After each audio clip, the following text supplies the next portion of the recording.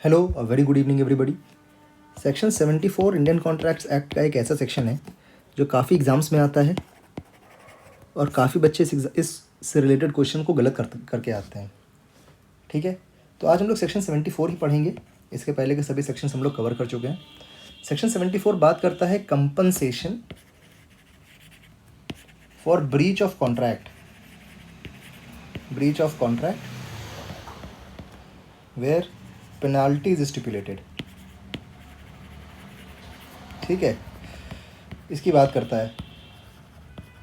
देखो, बहुत बड़ा सा सेक्शन है। आप अगर बैराक पढ़ने जाएंगे तो शायद आपको समझ में ना आए। मैं उसको सिंपल भाषा में आपको बताता हूँ। देखो, सेक्शन 74 सिंपल लैंग्वेज में ये कहता है कि अगर कॉन्ट्रैक्ट ब्रेक हो जाता है, contract has been broken, contract has been breached, और कॉन्ट्रैक्ट में ब्रीच का अमाउंट ऑलरेडी मेंशन्ड है,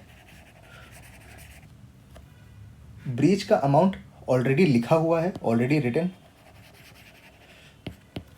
तो इंजर्ड पार्टी कंपनसेशन क्लेम कर सकती है। राइट। देखिए, इसमें दो इंपॉर्टेंट रूल्स हैं which you must keep in mind. Two rules that you must keep in mind. First rule is, court जो है वो रीजनेबल कंपनसेशन ही देगी। ठीक है। सेकंड, कंपनसेशन कोर्ट में लिखे अमाउंट से ज़्यादा नहीं हो सकता। ठीक है, कंपनसेशन जो है वो कॉन्ट्रैक्ट में लिखे अमाउंट से ज़्यादा नहीं हो सकता है। ठीक है, यहाँ तक बात समझ में आ गई। एक और इम्पॉर्टेंट चीज़ आपको समझनी पड़ेगी यहाँ पे आपको एक एक्चुअल लॉस जो है वो प्रूव करने की आवश्यकता नहीं है। राइट। मतलब अगर डैमेज का एग्जैक्ट प्रूफ नहीं है आपके पास, तब भी कोर्ट रीजनेबल कंपनसेशन दे सकता है। राइट, यहाँ तक बात समझ में आई। इसके एक्सप्लेनेशन में जाते हैं। देखिए, सेक्शन में एक इम्पॉर्टेंट एक्सप्लेनेशन दिया गया है। वो कह रहा है कि अगर कॉन्ट्रैक्ट में लिखा हो कि डिफ़ॉल्ट होने पर इंटरेस्ट बहुत ज़्यादा बढ़ जाएगा, जैसे 12% से मान लो 50% पे हो गया। ठीक, अगर मान लो कॉन्ट्रैक्ट में आप ऐसा कोई क्लॉज स्टिपुलेटेड है कि डिफ़ॉल्ट होने पे इंटरेस्ट आपका अत्यधिक हो जाएगा, अत्यधिक बढ़ जाएगा, तो लॉ कहता है कि इसको आप पेनाल्टी की तरह ट्रीट करेंगे।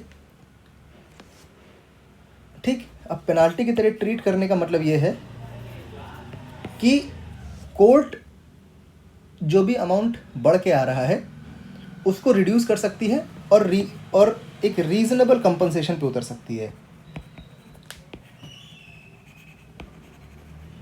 ठीक, रीजनेबल कंपनसेशन पे उतर सकती है।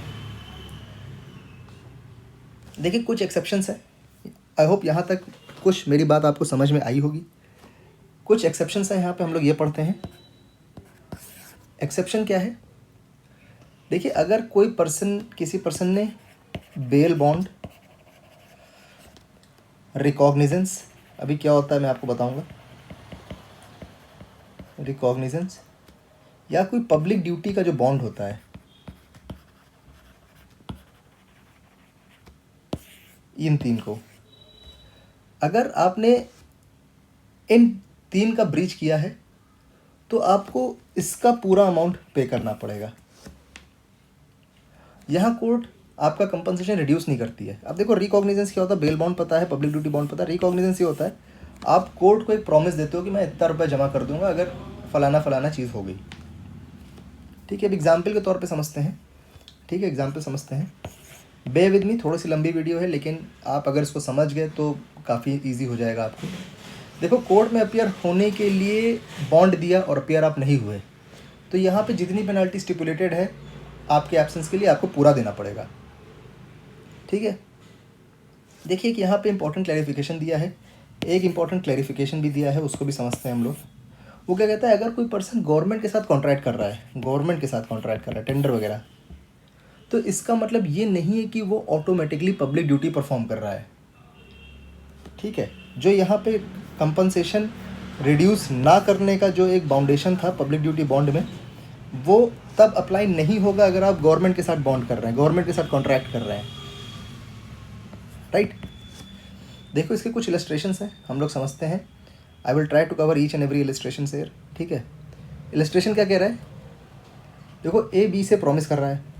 ए जो है बी से प्रॉमिस कर रहा है, किस चीज़ का प्रॉमिस कर रहा है, अगर ए 500 रुपये टाइम पर पे नहीं करेगा तो बी को वापस उसको 1000 रुपये करने पड़ेंगे। देखो यहाँ पे 500 रुपये ए मान लो पे नहीं कर रहा है, अब बी 1000 रुपये क्लेम कर सकता है। देखो यहाँ पे कोर्ट कहेगी क्या, देखो कोर्ट एक रीजनेबल कंपनसेशन डिसाइड करेगी, लेकिन वो 1000 रुपये से ज़्यादा नहीं दे सकती है।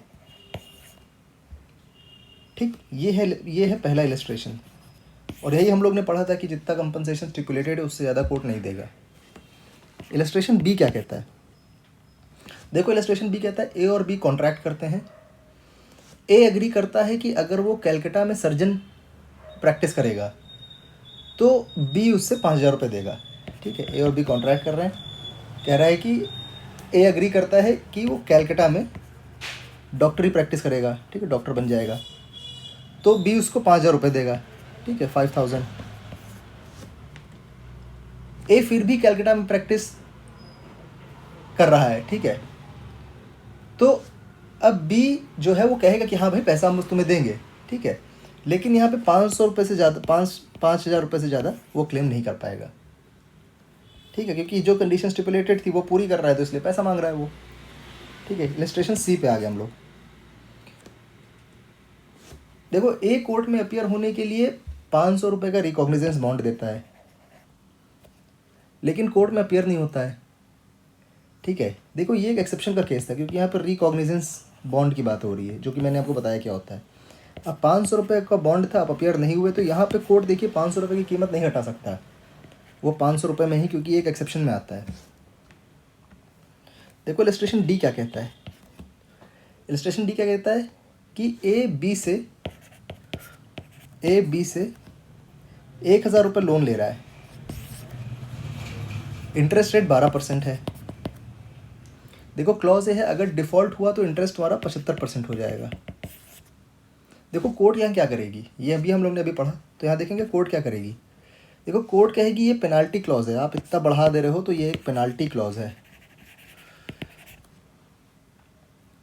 यहाँ पे, इसलिए सिर्फ बी रीजनेबल कंपनसेशन रिकवर कर पाएगा। ठीक है, रीजनेबल कंपनसेशन रिकवर कर पाएगा, आपको 75% इतना देने की ज़रूरत नहीं पड़ेगी। ऐसे ही कई इलस्ट्रेशंस हैं, हम लोग अपनी वो पेड क्लास में पूरा कवर करेंगे। आई होप आपको कुछ समझ में आया है।